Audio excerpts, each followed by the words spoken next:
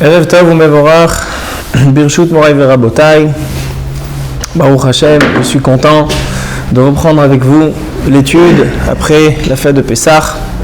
Et ce soir, on commence avec un sujet brûlant. C'est le sujet, le thème de Yom HaAtzmaut, le jour de l'indépendance de l'État d'Israël.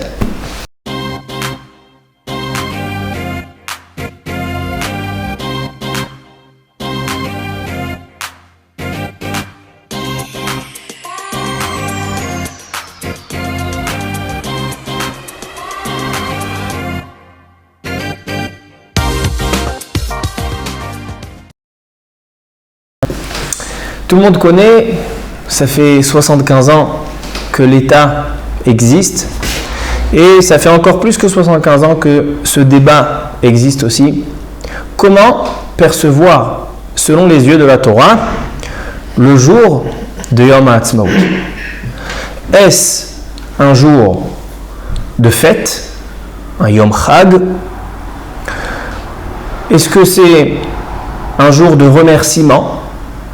Pas une fête, mais un remerciement pour l'opportunité d'Akadosh Baruch Hu, ou est-ce un jour de, presque on va dire, de deuil, comme certains vont l'observer. Donc c'est vraiment une question qui est une question de hashkafa, c'est-à-dire qu'on peut regarder la chose de cet angle, on peut le regarder d'un autre angle, d'un côté positif, d'un côté négatif. Et on va essayer le maximum de se coller au texte dans le Talmud, dans la Gemara, dans le Rambam, dans les Mishnayot, dans le Maharal, dans le Or HaChaim HaKadosh. On va rapporter des enseignements des deux côtés de ce débat. Du côté, ce qu'on appelle le Tzibur HaCharedi, et ce qu'on appelle le Tzibur Hadati Leumi. Malgré qu'aujourd'hui, Baruch Hashem, on vit tous dans le shalom et dans la paix, surtout à Beit Vegan, Baruch Hashem. Mais lorsqu'il y a des différentes manières de réfléchir, ne veut pas dire qu'on se dispute. Alors donc, c'est une occasion pour partager et pour développer chacun sa position de pensée. Et peut-être qu'on aura des chidushim. Personnellement, j'ai eu beaucoup de chidushim en préparant ce shiur, grâce à Rabbi Binyamin. Rabbi Binyamin est venu Shabbat avec une question. Pas avec une question, avec une phrase. 2 mots. Yom HaAtzmaut, c'est Atralta de Geoula. Vous connaissez ces deux termes. Atralta de Geoula en araméen veut dire le commencement, le déclenchement de la Geoula. Ainsi, dans la prière pour l'État d'Israël, qui est mentionnée dans certains Batei Knesiot, Datim, Leumim en particulier, il est mentionné Reshit Tzmichat Geulatenu.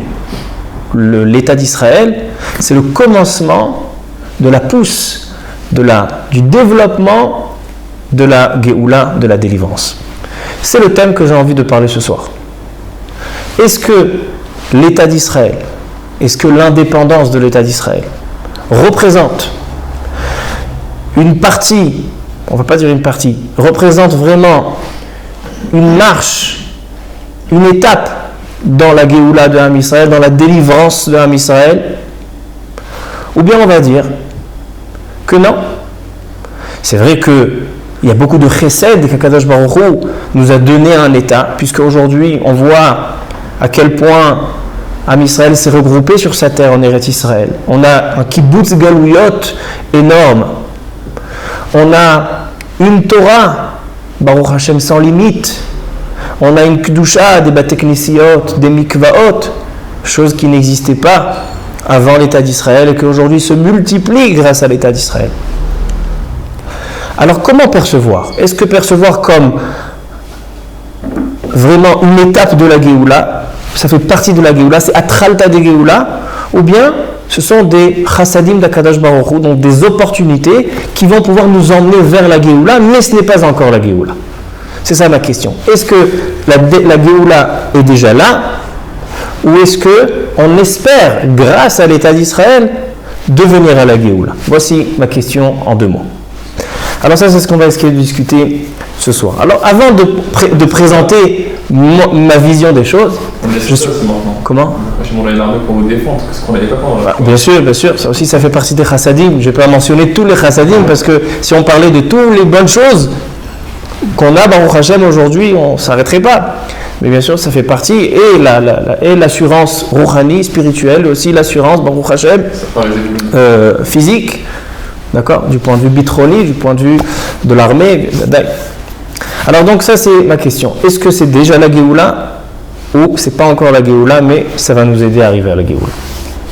Et c'est en fait, je pense à mon avis, la racine de la question. Est-ce que Yom HaAtzmaut c'est une fête, comme le Tzibur Dati Leumi? Chez eux c'est un jour de fête. On se rase, on écoute de la musique, on va enlever le tachanoun, rajouter le halel. Certains ils vont rajouter encore des choses dans la tfila, lire toutes sortes. Vraiment un jour de fête. Pourquoi? Parce que c'est la Géoula. La Géoula elle est là. Si la Géoula elle est là, mais il faut fêter la Géoula. Mais d'un autre côté, dans le Tzibur Haredi en majorité, c'est pas un jour de fête. C'est un jour comme les autres. Mais chez la majorité c'est un jour de remerciement pour l'opportunité qu'Akadosh Baruch Hu nous donne, pour les grandes choses qu'Akadosh Baruch Hu a avec nous, afin d'arriver plus facilement à la Géoula. Je ne veux pas parler aujourd'hui des extrémités que même le remerciement, ils ne veulent pas le voir. Moi, je veux parler seulement de ces 2 manières de penser, ou c'est un jour de fête, ou c'est pas un jour de fête, mais c'est un jour de remerciement. Et je pense que la racine, elle est dans ça. Alors avant de présenter ce que je pense à ce sujet, je suis allé chercher qu'est-ce que pense l'autre, le Beth HaMidrash que je n'ai pas l'habitude de fréquenter. Qu'est-ce qu'il pense le Beth HaMidrash Dati Leumi à ce sujet? Alors, j'ai cherché un shiur. D'abord, on va commencer par la fin. J'ai cherché un shiur du Rav Uri Cherki, Shalita, qui est un des grands Talmidei Chachamim, du Tzibur Dati Leumi, qui est francophone, donc j'imagine que certains d'entre vous vous le connaissez, que lui considère que l'État d'Israël et la Hatzmaout, l'indépendance, est une Géoula. Et une définition, la définition de la délivrance de la Géoula, c'est l'État d'Israël et son indépendance. Ainsi, dans le shoot Asel et Harav, il y avait un grand Rav, Talmid Chacham, qui est niftar il y a une 30aine d'années, qui s'appelait le Rav Chaim David Alevi. Vous l'avez connu, Rabbi Chaim David Alevi, qui était Rav à Tel Aviv, après il était Rav à Ashkelon. Un grand, il a beaucoup de livres, les Kitzur Shulchan Aruch, dans beaucoup de Bate Knesiot, on étudie sa Torah.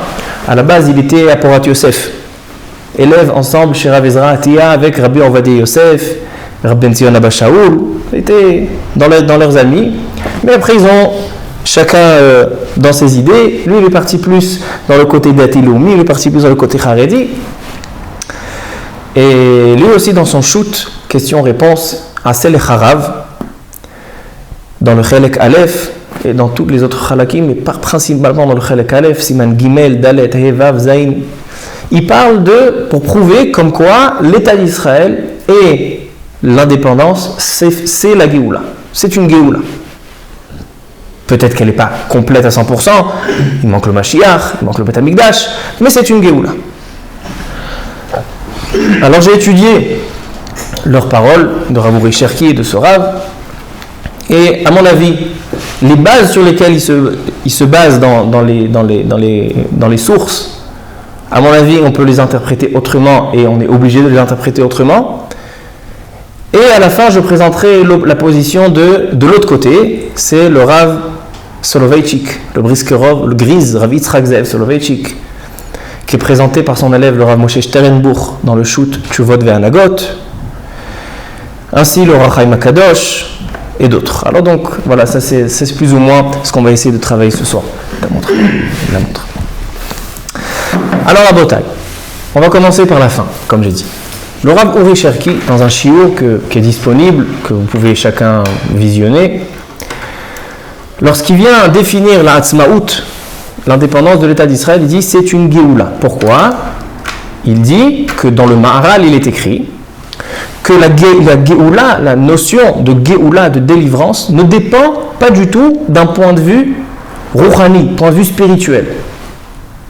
La Géoula de Am Israël, la définition de la Géoula, c'est simplement trois choses. C'est le retour d'Israël sur sa terre, c'est le rassemblement des Juifs dispersés dans le monde qui vont se rassembler, ce qui s'appelle Kibbutz Galuyot, et c'est l'indépendance, que l'Am Israël n'est sous aucune autorité d'un autre peuple, mais sous sa propre autorité, donc la Atzmaout de Medinat Israël. Shalom Aleichem.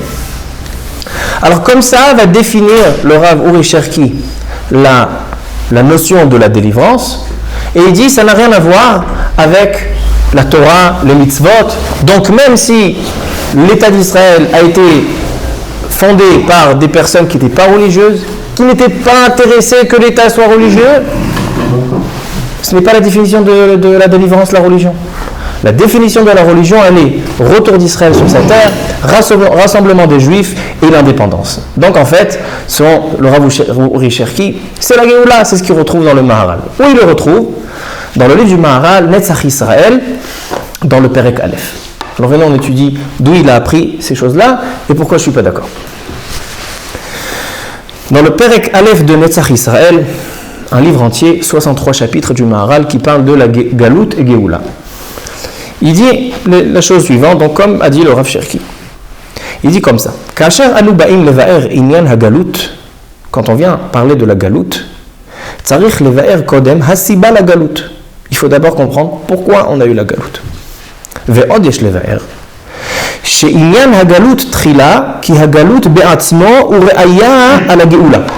Il faut savoir que dès le moment où on va définir qu'est-ce que c'est la Galout, l'exil, là on va retrouver la définition de la Géoula. Parce que la Galout, c'est un état où en Israël, c'est pas un état naturel. Lorsqu'on est exilé, c'est-à-dire qu'on n'est pas dans un état naturel. Donc, si le peuple juif est en Galout, forcément qu'il reviendra à la délivrance, à la Géoula. Et il dit, premier élément.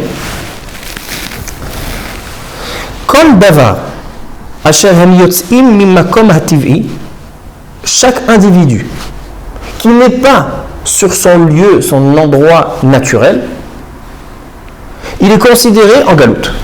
Il est considéré exilé. Il dit pourquoi? Parce que si il se sent bien là où il est, en galoute, disons des Juifs aux États-Unis, en France, ils sont bien. Il dit s'ils sont bien, c'est qu'ils ne sont pas en galoute. Pourquoi? Parce que s'ils sont bien, c'est-à-dire que l'endroit maintenant, il leur est naturel, c'est qu'ils ne sont pas en galoute. Un Juif qui est en galoute, qui ressent qu'il est en galoute, c'est parce qu'il n'est pas, première chose, il n'est pas sur son lieu naturel. Makom hativ'i, makom hara'uilo.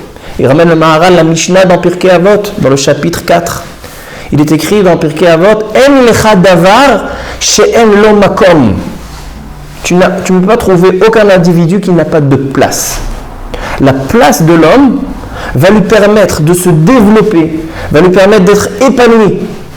Et si un homme n'est pas dans son environnement, il n'est pas dans sa place naturelle, alors il est complètement, il n'a pas sur quoi se reposer. Il n'a pas ses aises, il ne pourra pas se développer et il ne pourra pas grandir. Donc premier élément, dit le Maharal, première définition de Galout et Géoula, c'est est-ce que les Juifs sont sur leur terre ou pas sur leur terre? La Galout, le concept de Galout, c'est les Juifs sur leur terre. Deuxième chose, nous dit le Maharal, Kemochen, Apizur eno davar tiv'i. Ainsi, les Juifs dispersés dans le monde n'est pas quelque chose de naturel. Pourquoi? Lorsqu'on a une famille avec plusieurs enfants dans la famille, chaque enfant, il a son style, chaque enfant, il a son caractère. Malgré qu'ils sont différents, la nature de la famille, c'est d'habiter dans une seule maison. On a besoin de chacun dans la maison. On a besoin de l'enfant énervant. On a besoin d'un enfant mignon. On a besoin de celui qui aide et celui qui n'aide pas. Ça met de l'ambiance. C'est comme ça l'harmonie de la maison. Lorsque les Juifs sont dispersés dans le monde, ils sont dans un état, puisqu'ils sont d'une même famille, Le pisour chez eux, donc la chose, cette situation où ils sont dispersés, ce n'est pas naturel. Donc, deuxième élément, dit le Maharal, dans Galout et Géoula, c'est lorsque les Juifs vont se regrouper, Kibbutz Galouyot en Eretz Israël. Donc, on a et l'emplacement naturel, et aussi l'union qui est naturelle. Troisième élément, dit le Maharal, Ve'od, qui le fils Seder HaMetziut, en raoui shetiye uma mesha'abedet be'acheret. Lorsqu'Akadosh Baruch Hu a créé le peuple juif et les 70 nations, il a créé de manière naturelle chaque nation afin qu'elle se gère et qu'elle soit chaque nation autonome. Dès le moment où on va trouver une nation qui va asservir une autre nation, on vient dans une situation qui n'est pas naturelle, qui n'est pas comme la manière que Kadosh Baruch Hu a mis en place. Donc, si le peuple juif est dispersé dans le monde, ou même en Eretz Israël, mais asservi à une autre nation, ce n'est pas un état naturel. Donc la Géoula, dit le Maharal, la troisième définition de Géoula, c'est lorsque Am Israël va atteindre une Atzmaout, une indépendance qu'il se gère à lui-même et qu'il ne dépend de personne et que personne n'a d'autorité sur lui. Voici les paroles du Maharal sur lesquelles se base le Rav Cherki Shlita. Déjà, il n'est pas possible, à mon avis, de définir une Géoula selon le premier chapitre du Maharal lorsqu'on a encore 63 chapitres qui va nous parler de la Géoula. Et je vais vous donner un simple exemple. Dans le Perek Bet, le deuxième chapitre de la Géoula, nous dit le Maharal la chose suivante. Si Bata Galout, il nous a parlé de Galout et Géoula dans Perek Aleph. Quelle est la définition? Maintenant, il va nous parler, le Maharal, quelle est la raison de la Galout. Si Bata Galout, on me vo'ar be'atzmo bakatuv.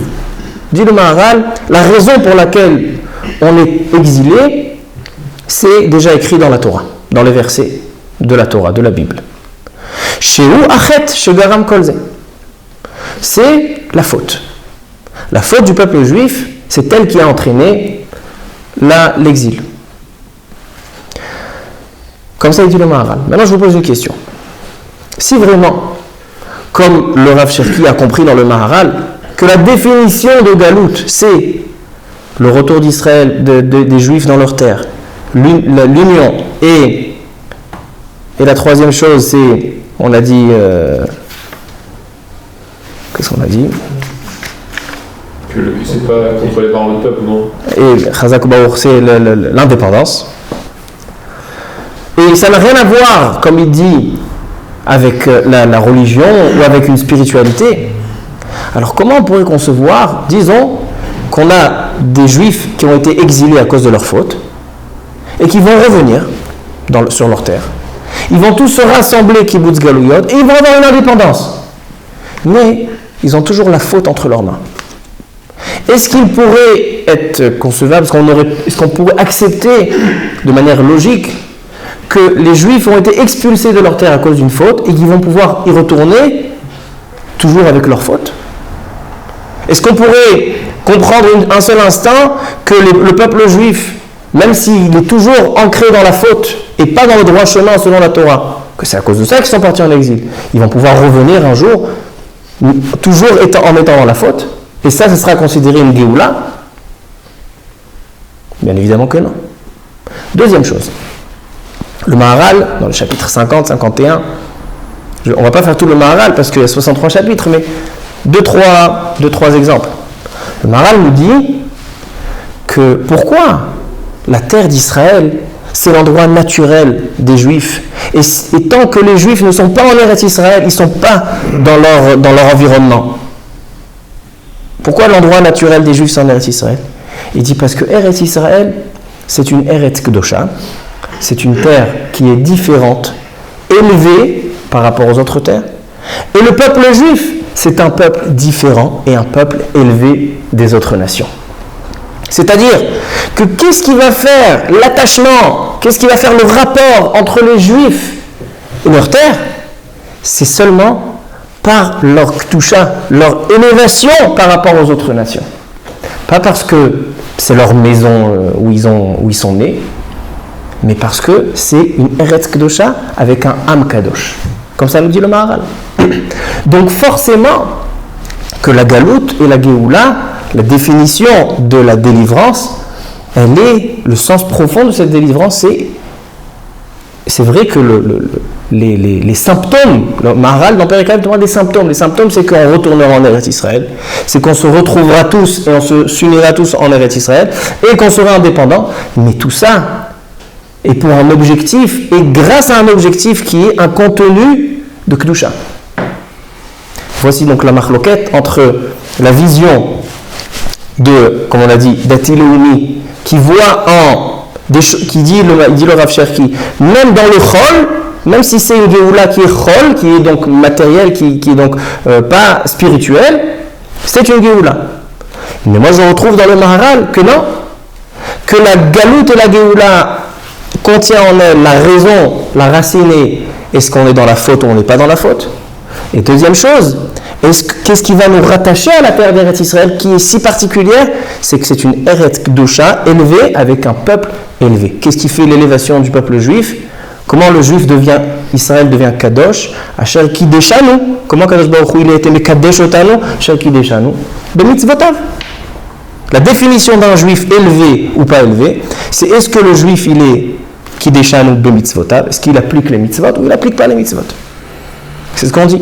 Asher Kideshanu Bemitzvotav. Ensuite on dit dans la Tfila Kadeshanu Bemitzvotecha. C'est ça ce qui va faire notre élévation.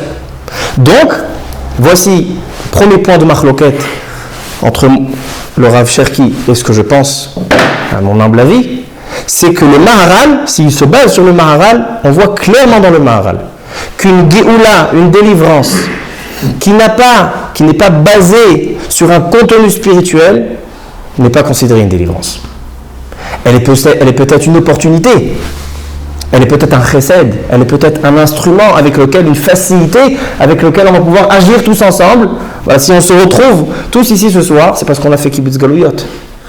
S'il n'y avait pas Medinat Israël, je ne pense pas qu'on serait réunis ici ce soir. Alors donc en fait c'est une opportunité.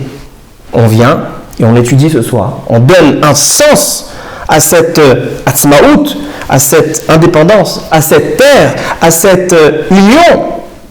On donne un sens spirituel. Sans ça, ce n'est pas considéré une Géoula. Voici un premier point de marloquette que je vous présente ce soir. Tu voulais poser une question, Rabbi Binyamin? Deux trucs. Première question.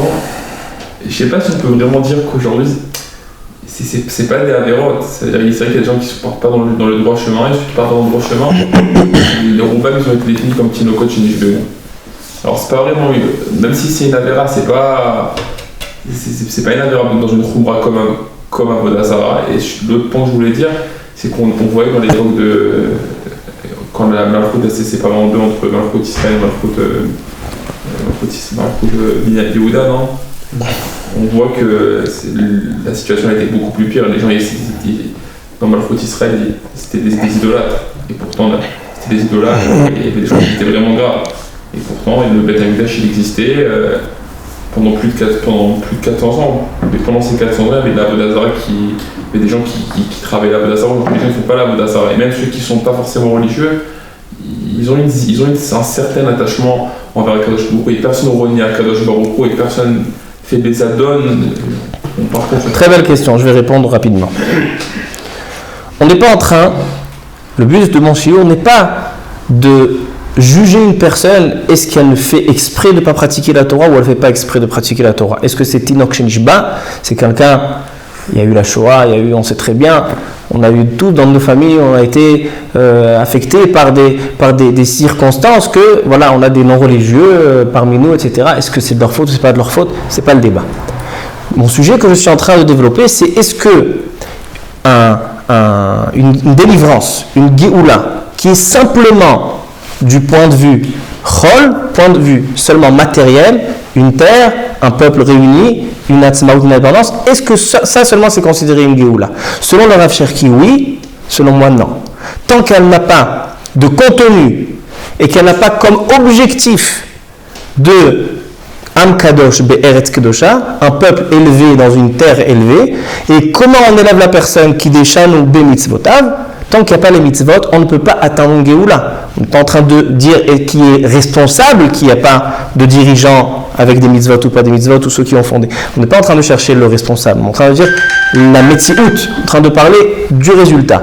Est-ce qu'on a une Géoula seulement avec du chol ou à tout prix il faut avoir du Kodesh? Tu peux compléter son avis, la Rav Cherki, ça peut faire un mélange parce qu'au final, quand on est rentré en Israël, je parle de ceux qui sont pratiquants par au Hachem, ça nous permet, quand on vient en IRSS, ça nous a permis de pratiquer des mitzvot qu'on n'a pas pu pratiquer en Oui, mais on est en train de parler maintenant de ce jour-là. Le jour, il y a 75 ans, c'était Erev Shabbat, où David Ben Gurion, Zichrono Livracha, il a annoncé la chose. Comment percevoir cette chose-là? La percevoir en tant que fait, voilà, la Géoula est là ou pas? Selon ce qu'on vient de développer, selon le Rav Cherki, oui. Selon ce qu'on vient de prouver, non. On vient de sortir de Pessah, et donc on est sorti d'Égypte à l'époque, et c'est ce qu'on fait chaque année. Est-ce qu'on considère la sortie d'Égypte comme une Géoula ou non? Fémode. Ça c'était le point que j'étais en train d'y arriver. La Torah nous dit au sujet de la sortie d'Égypte. Le peuple juif a reçu la Torah, pas à la sortie d'Égypte, pas à la fête de Pessah. Il est sorti d'Égypte. C'est une fête, c'est une Géoula, on récite le Hallel, puis après on a reçu de la Torah. C'est le sens, le sens profond. Continue. Ouais. Si c'était une Géoula, pourtant je suis sûr que le cinquième du peuple qui est sorti n'était pas tous religieux, n'étaient pas tous kadosh, ils sont sortis. On a essayé de trouver les petits mérites à chaque juif pour les lever et les faire sortir. La réponse, à mon avis, se trouve dans la parasha de Shemot. Dans la parasha de Shemot, lorsque Kadosh Baruch Hu va se dévoiler à Moshe Rabbeinu pour la première fois, la première rencontre avec Kadosh Baruch Hu, Moshe Rabbeinu, il va lui faire partager de son projet de faire sortir le peuple juif d'Égypte. Et il lui dit, quel est l'objectif de la sortie? Il lui dit, Betzetrem mitzrayim, ta'avdun et ta'elokim tachat ha'arazeh. Kadosh Baruch Hu va donner un sens à cette sortie. Il va donner un contenu de Ktusha dans cette sortie. Ta'avdun et ta'elokim tachat ha'arazeh. C'est-à-dire que la sortie d'Égypte ne se termine pas à la sortie d'Égypte. Elle se termine Ta'avdun et ta'elokim tachat ha'arazeh. Pourquoi on n'a pas reçu la Torah tout de suite? Cette montagne est là. Pourquoi on n'a pas reçu tout de suite? Parce qu'on ne pouvait pas recevoir la Torah le soir de Pessah, parce qu'on n'a pas passé ce processus de purification, comme on va le prouver tout à l'heure, que Sfirat HaOmer, les 7 semaines qui sont 7 semaines de 7 jours, dans le Zohar HaKadosh, au Chem HaKadosh, ils sont comparés aux 7 jours de la purification de la Nida. Et tant qu'on était ancré dans la Tum'at Mitzrayim, alors on ne pouvait pas recevoir la Torah. C'est-à-dire que, selon le Ramban, c'est quelque chose d'intéressant, selon le Ramban, la période entre Pesach et Shavuot est considérée Chol HaMoed. La fête de Pesach, elle démarre à Pesach. Mais l'aboutissement de cette fête, c'est à Shavuot. Et on va y revenir tout à l'heure pour expliquer quel est le sens de cette préparation. Pourquoi on n'a pas reçu la Torah tout de suite, si vraiment le sens de la sortie et la Géoula, elle est dans la Kedusha. Ça, c'est ce qu'on va essayer de toucher et les attacher. Alors ça, c'est le premier point que je souhaite présenter devant vous. Deuxième point. Le terme Atralta de Géoula. Comme on a discuté avec Rabbi Binyamin, le terme Atralta de Géoula, le commencement de la Géoula, il est complètement inventé. Atralta de Géoula, cette notion dans le Talmud, elle existe, mais sur un autre contexte. Et c'est seulement un langage qu'ils ont, comme on dit en hébreu, la shon mush'al. Et je vous présente tout de suite. Gemara Masechet Megillah, dans la page 17. Une Gemara très très intéressante qui est connue. La Gemara nous parle des 18 bénédictions qu'on a dans la Tfila, dans la prière. Tfilat Shmona Esrei. Nous avons 18 bénédictions.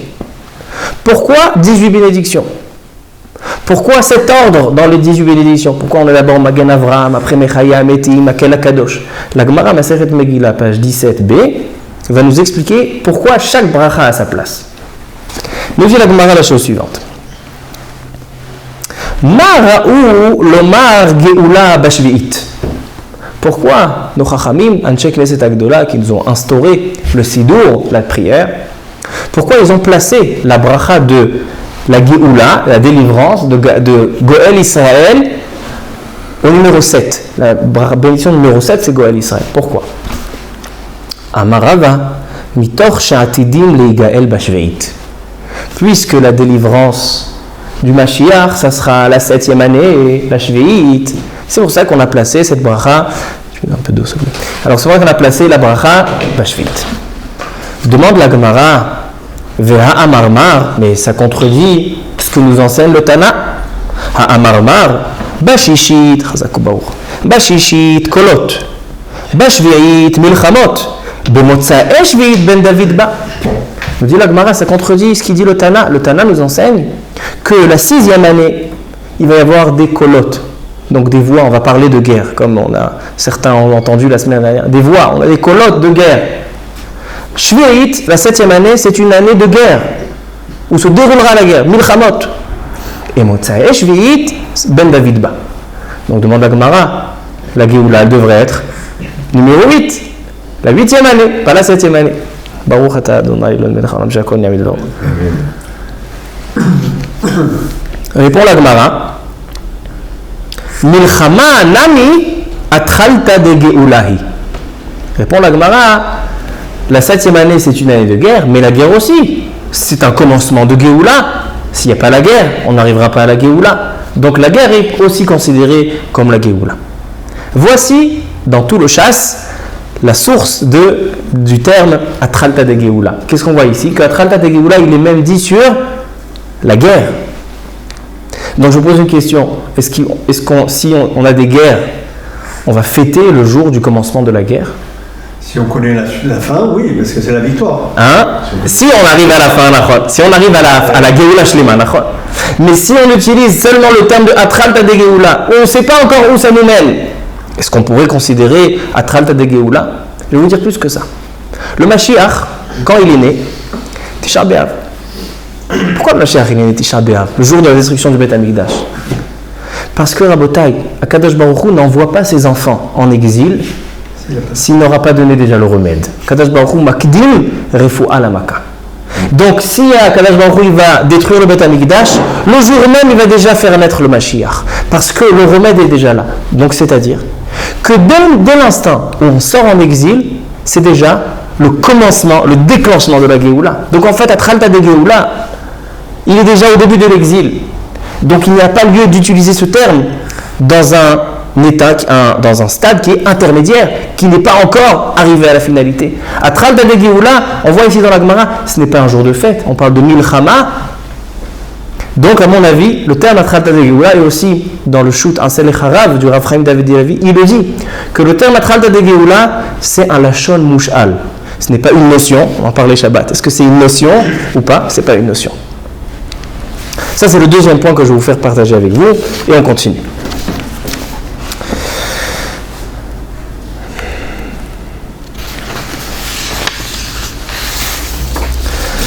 Le Rav Chaim David Alevi. Maintenant, j'arrive au Rav Chaim David Alevi. Il dit dans son Sefer, on lui pose une question.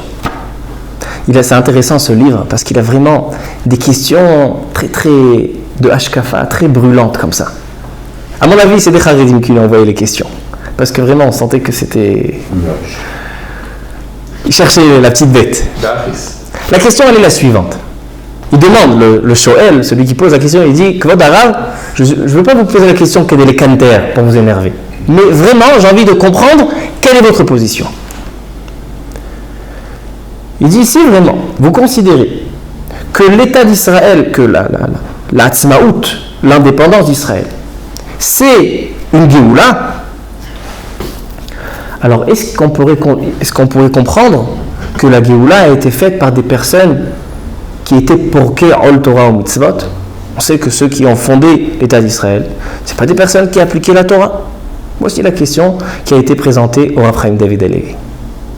Et il répond avec un Orach Chaim HaKadosh.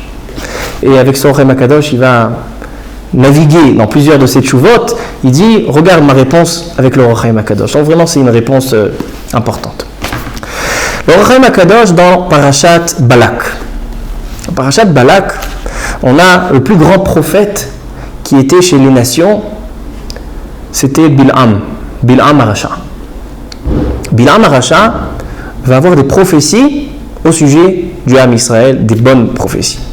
Il vient pour maudire, et à la place de malédiction, il va sortir seulement des bénédictions. Et une des phrases qui va être employée par Bilam est la suivante. Er'enu velo ata, ashurenu velo karov, darach kochav mi Yaakov, vekam shevet mi Israël, umachatz pa'ate Moav, vekarkar kol beneshet. Comme ça dit le pasouk dans Chumash Bamidbar, Perek Kavdalet, pasouk Yudzaïn. Explique l'Or HaChaim HaKadosh. Dit l'Or HaChaim HaKadosh, ce pasouk nous parle d'une prophétie qu'a Bilam au sujet de notre délivrance, du Mashiach. Ce pasouk parle du Mashiach. Et vous vous rappelez très bien de l'histoire de Rabbi Akiva avec Bar Korva. Rabbi Akiva, il avait son maître qui s'appelait Bar Korva, qui était un géant très spécial. Et Rabbi Akiva le considérait comme Mashiach. Et il disait Rabbi Akiva, à partir de ce pasouk, Darach Kochav mi Yaakov. Le Mashiach s'appelle Darach Kochav, s'appelle l'étoile. Une étoile qui rayonne, l'étoile filante, qui va délivrer le peuple juif, qui va éclairer les yeux du peuple juif. Le Mashiach qui va arriver comme une étoile. Et il dit, Rabbi Akiva, Darach Kochav mi Yaakov, Kochav c'est Bar Korva. Par la suite, Bar Korva s'est avéré comme un faux Mashiach.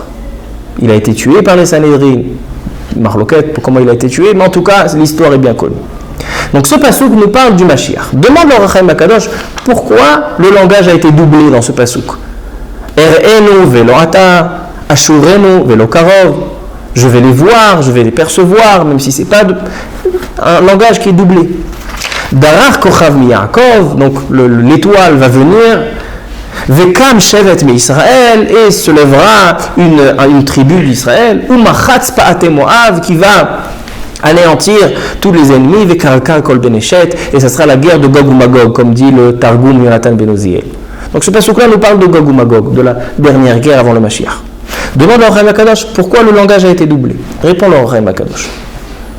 La Gemara dans Masechet Sanhedrin, page 98, Tzadik Chet Amud Aleph, la Gemara nous emmène à pasouk. Ani Hashem be'ita achishena. C'est quoi be'ita achishena? Kadosh Baruch Hu, il dit, moi Hashem, je vais les délivrer en son temps, précipitamment. Ces deux termes se contredisent. Lorsqu'on dit quelque chose qui est à temps, il n'est pas précipité. Et si la chose est précipitée, elle n'est pas en son temps. Qu'est-ce que c'est be'ita achishena? C'est Yosef. Marou et Yosef du... Oui, mais remarquez que c'était en son temps. Faites vite. Chez Gazman, c'est-à-dire que quand on peut décider, la charge mérite son mot. Alors la Gemara, elle propose une autre réponse. La Gemara, elle dit Zachou achishena. Lo zachou be'ita. Ça dépend de nous. Ça dépend des Juifs. Si on fait tchouva, si on mérite notre délivrance, ça sera achishena, précipité. Même si ce n'est pas le temps, la tchouva de Ham Israël, elle est tellement chère aux yeux de Kadosh Baruch Hu, ça sera précipité. Mais si le zachou, si Ham Israël ne fait pas tchouva, ça sera be'ita. Ça sera selon le temps, le ketz, le temps qui a été fixé par Kadosh Baruch Hu pour la délivrance. Dit le Or HaChaim HaKadosh, ce pasouk nous fait référence de ces deux manières de Géoula.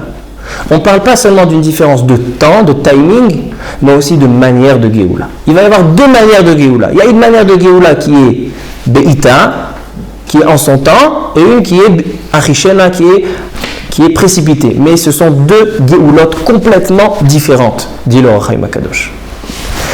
Il dit, la Géoula que Ham Israël ils ont fait tchouva et donc ils vont précipiter la Géoula. Achishena, c'est quoi Achishena? Il dit ça sera Kochav mi Yaakov.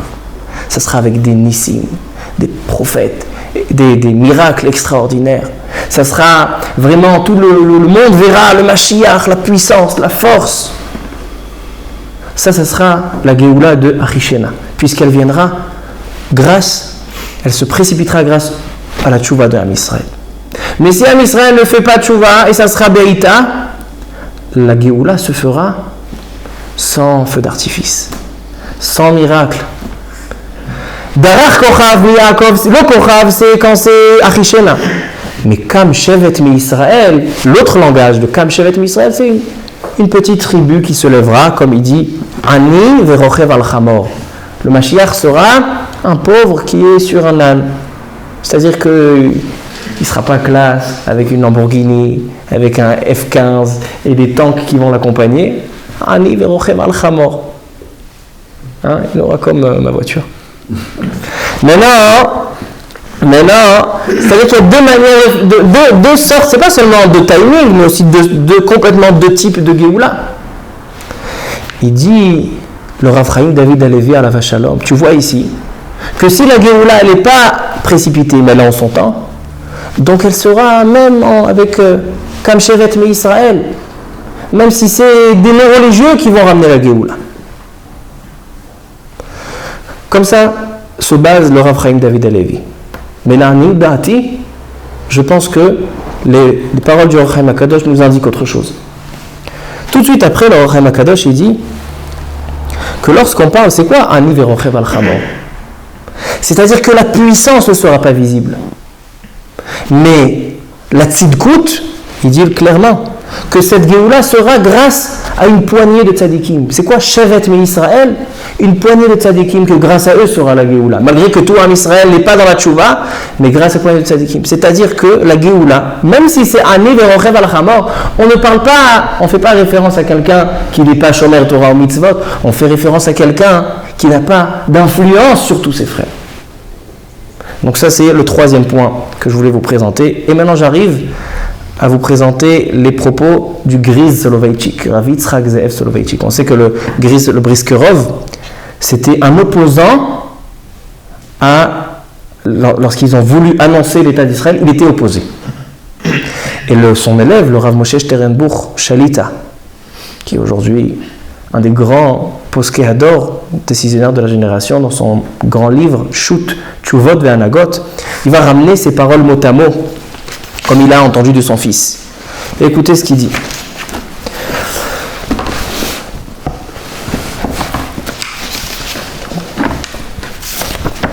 Il dit le Griz Soloveitchik.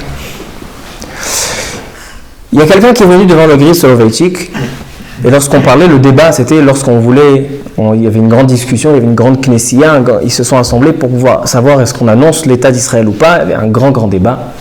Jusqu'à ce vendredi, Erev Shabbat, ça précédait vraiment un grand débat. Et quelqu'un est rentré chez le Rav Soloveitchik, le Briskerov, le Rav de Brisk, en lui disant que dans les prophètes, on voit des prophéties comme quoi la Géoula se fera avec des personnes non religieuses, opposées à la Torah. Mais ça sera le processus de la Géoula, ça sera le processus de la délivrance. Donc même si Herzl ou ceux qui l'ont succédé, c'était des personnes qui n'étaient pas dans la Torah, on raconte même que Herzl, il avait des penchants pour le christianisme, etc. Mais en tout cas, il n'était pas Shomer Torah mitzvot. Et bien, ça fait partie, dans les prophètes, on voit que, dans les prophéties, on voit que ça fait partie de la Géoula. Comme ça, ils sont venus chez le Rav de Brisk. Ainsi, ils ont ramené des sources dans les livres de Kabbalah, dans le Gaon de Vilna. Le Gaon de Vilna, ils ont ramené que l'Atid Lavo, lorsqu'il y aura la délivrance, il y aura le Erev Rav. Le Erev Rav, donc, c'est la partie un peu moins sympa du peuple juif. C'est des personnes qui sont opposées à la Torah, qui s'opposent à la Torah. Et la Géoula, elle se délivrera lorsque le Erev Rav dirigera la terre d'Eretz Israël. Ça fait partie de la délivrance. Donc, ils sont venus chez le Rav de Brisk, ils ont dit, tu vois, même si ce n'est pas dans les lois de la Torah, même si ce n'est pas dans le chemin de la Torah, ça fait partie de la délivrance. Répond le Briskerov, le Rav de Brisk. Il a répondu la chose suivante. Il a répondu par une Gemara. La Gemara, Masechet Brachot, dans la page 10. Vous vous rappelez, on a beaucoup de Gemarot ce soir. On a Megillah Yud Zayin, Sanhedrin Tzadikret, maintenant on a Brachot Yud. La Gemara nous parle de Chizkiyahu Melech Yehuda. Chizkiyahu était un roi extraordinaire qui était raoui d'être Mashiach. Chizkiyahu Melech Yehuda était très malade. Yeshaya, un Navi, va lui rendre visite. Il lui dit, Yeshaya, un Navi, tu sais pourquoi tu vas mourir de cette maladie? Tu sais pourquoi? Il dit, Mipne Shelor Asakta Bepiria Verivia, parce que tu ne t'es pas occupé de la mitzvah d'avoir des enfants. Dit Chizkiya, le roi Chizkiya dit, tu sais pourquoi j'ai pas voulu avoir des enfants? Parce que j'ai vu Beruach HaKodesh que je vais avoir un enfant. Et il sera pas dans le droit chemin. Et moi, un enfant comme ça, je peux pas amener. Lui répond Yesharia, un Navi, il lui dit Bekavshe de Rachmana la Malach. Pourquoi tu rentres dans les calculs d'Akadosh Baruch Hu?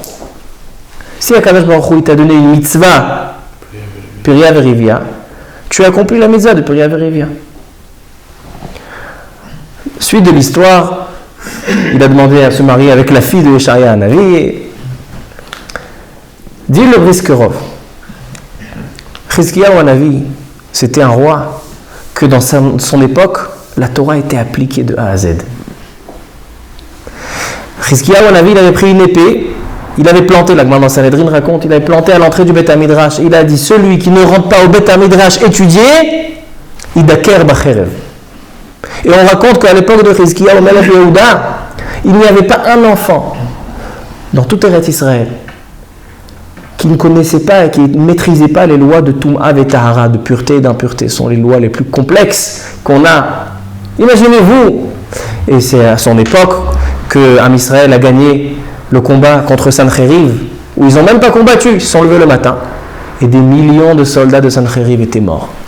Les anges ont fait la guerre pour eux.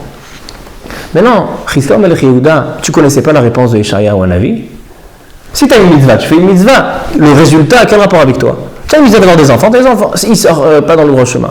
Alors tu prieras pour un Kadosh Baruch Hu, tu l'accompagneras, tu feras tchouva. Il dit le Briskerov, il dit le Rav de Brisk. On voit ici que lorsque Chizkiya ou Navi, il a vu qu'il aura des enfants. Tu sais que tu vas avoir des enfants, alors marie-toi, tu sais. Ça va se passer, tu ne peux pas changer le destin. Le destin, il est que tu vas avoir des enfants. Eh bien, si je sais qu'il va y avoir des enfants, ne veut pas dire que je dois avoir des enfants. Si je vois qu'ils ne sont pas dans le droit chemin, ils ne sont pas dans le droit chemin. C'est-à-dire qu'il dit le Briskerov, même s'il y a une prophétie qui t'indique que la Géoula se déroulera par le Erev Rav, ça se déroulera par des personnes non religieuses, est-ce que ça veut dire que moi je dois agir et de participer dans des choses qui sont contre la Torah? Il a agi, puisqu'il s'est marié d'ailleurs l'enfant. Alors là, il dit le Briskerov, il dit sauf si tu as un prophète qui va te l'indiquer. C'était ça, la discussion. Chizkiya Melech Yehuda attendait un éther, attendait une permission d'Akadosh Baruch Hu par le Navi Yesharia. Mais sans ça, tu connaissais la Torah. Je crois que Chizkiya ou Navi ne connaissait pas la halakha de Piria Verivia. Mais même si je sais que je vais avoir un enfant selon la Mevoua, ça c'est une première preuve. Il savait qu'il n'allait pas avoir de Mevoua dans la génération. Deuxième preuve, il dit le Briskerov. Il ramène un Rambam. Alachot Melachim, vous savez le Rambam Alachot Melachim à la fin, 2 derniers chapitres, il nous parle du Mashiach et de la période du Mashiach. C'est vraiment des chapitres à étudier, ils sont magnifiques. Il dit le Rambam, il nous parle de Yeshua, Jésus, il marche chez mauvais zichro. Il dit le Rambam la chose suivante. Im ya'amod melech mi bet David, lorsque se lèvera un roi descendant de David Amelech. Ogé Torah, il étudie la Torah ve'osek bamitzvot que David Aviv, il soit grand comme David Amelech. Kefi Torah shebichtav ve'shebe'alpeh, et qui sera ancré dans la Torah, écrite comme orale. Ve'yakuf kol Israël lelechba, et il sera tellement il aura tellement d'influence, c'est que tout le peuple juif va suivre les lois de la Torah grâce à lui. Et il fera les guerres. Ça c'est un signe qu'il peut être le Mashiach. C'est un signe qui peut être le Mashiach. Comme Chizkiya ou Melech Yehuda. C'est exactement ce qu'il a dit. Il a obligé tout le monde à étudier. Tout le monde a étudié. Et donc, c'est pour ça que dit la Gemara, Raoui liot Mashiach. Et ensuite, il nous dit le Rambam. Ve'aval marchavot borei ha'olam. Il dit le Rambam, ce qui s'est passé avec Jésus le chrétien, il dit a priori, il dit le Jésus, il était destiné à être le Mashiach. Comme ça il dit le Rambam. C'est impossible. Il dit, il était destiné à être le Mashiach. Il dit, comment ça se fait alors qu'il est tombé? והדבר הזה אינו אלא ליישר דרך למלך המשיח ולתקן את העולם כולו לעבוד את השם ביחד. הקדוש ברוך הוא a fait venir des personnes qui étaient censées être Mashiach. Et que si le Am Israël était méritant, ils auraient été Mashiach. Mais lorsqu'ils sont tombés, et des milliers, on sait combien on a perdu chez les Juifs, combien ils sont morts chez les Juifs à cause de Jésus, et combien ils sont partis avec lui. Et bien justement, il dit, c'est quelque chose qui met en place la venue du Mashiach. Demande le Rav de Brisk, le Briskero.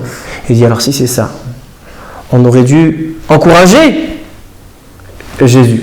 Si vraiment Jésus, ça fait partie du tahalir, ça fait partie de la description de la délivrance, on aurait dû encourager, forcément, que quoi?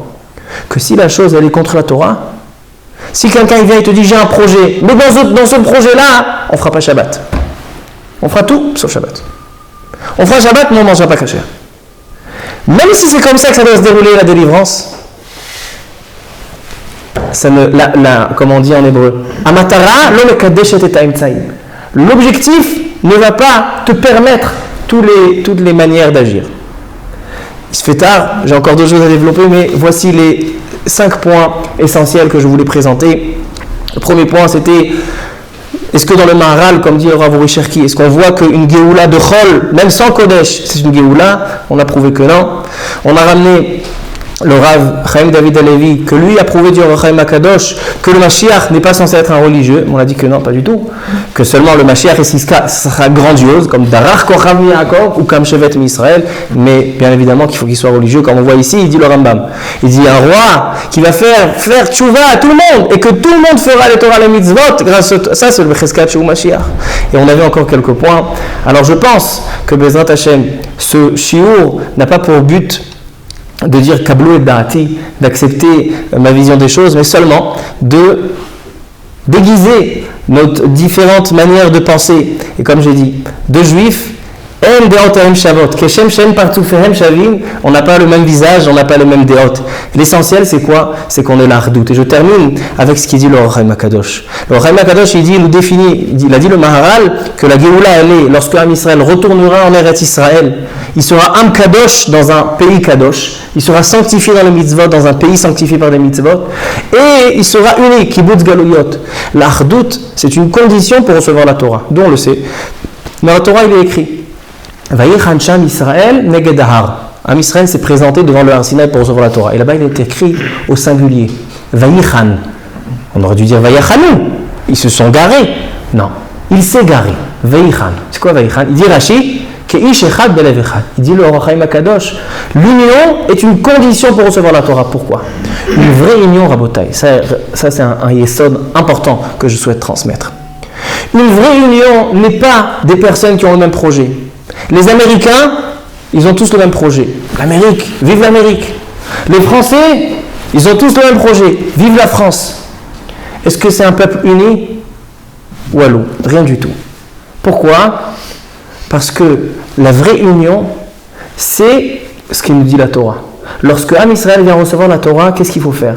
Il faut annuler. Là, c'est quoi la Torah? La Torah, elle est là afin qu'on annule nos manières de penser qui sont erronées, qu'on annule nos caractères qui sont pas des bons caractères, qui sont pas des bonnes midotes. Aux midotes de la Torah, c'est ce qu'on fait pendant cette période. On se prépare avec les Pirkei Avot, avec le Moussar, afin d'annuler nos mauvaises choses, nos mauvais penchants, afin de se rattacher à la Torah. Et lorsque tous nos cerveaux et tous nos midotes seront seulement en service pour la Torah, là on retrouve une ardoute. Une vraie ardoute, c'est lorsqu'il y a des personnes qui ne sont pas du tout différentes, ils sont tous les mêmes. Pas dans le sens annuler la particularité de chacun, mais ils ont annulé tous les mauvais penchants qui font la division. Une division, elle vient lorsque il n'y a pas d'harmonie entre les choses. Même si tu as le même projet, tu as le même État, tu as le même pays, ça ne sert à rien. La vraie union, la vraie ardoute, est lorsque le peuple juif va s'ancrer dans la Torah, va annuler ses midotes dans les bonnes midotes de la Torah pour pouvoir accepter chacun les uns les autres. Et c'est ce qu'on voit chez les élèves de Rabbi Akiva. Les élèves de Rabbi Akiva, il y en avait 24 000. Ils sont tous morts juste avant de recevoir la Torah. Mi Pesach ve'ad Atzeret. Depuis la Géoula physique jusqu'à la Géoula rouhanite, c'est là qu'ils sont morts. Il dit le Nahar Shalom, commentaire sur le Shulchan Aruch. Il dit quoi chez le Nahagou Kavod Zebazé? Ils n'ont pas respecté les uns les autres. C'est pour ça qu'ils sont morts. Ah, ça va, il n'a pas respecté, c'est pas joli, mais il dit le Nahar Shalom, En Kavod El Torah. C'est quoi le Nahar Kavod Zebazé? C'est-à-dire qu'ils ne voulaient pas s'annuler, ils ne voulaient pas se donner les uns les autres, les céder dans la Torah. Lorsque quelqu'un ne connaissait pas une réponse, il ne respectait pas, il ne va pas essayer de lui expliquer. La Torah n'était pas assez ancrée chez ces géants. Parce que le but de la Torah, il a pour but de nous unir. C'est ça ce qu'il dit le Maharal. La Géoula, la vraie délivrance, elle a trois concepts. La venue d'Am Israël sur sa terre, un peuple élevé par les mitzvot, dans un pays élevé par les mitzvot. Deuxième dimension, c'est un peuple uni qui boutz galouyot, c'est lorsqu'on va avoir la capacité de s'unir par la Torah. Et la troisième chose, c'est lorsqu'on aura une atzmaout.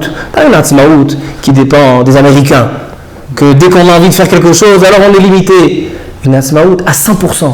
Une atzmaout d'un roi qui sera ilcham milchamot Hashem, et que tous les peuples seront soumis à ce roi. Vera'u kol ha'amim ki shem Hashem nikra alecha. Yehi Ratzon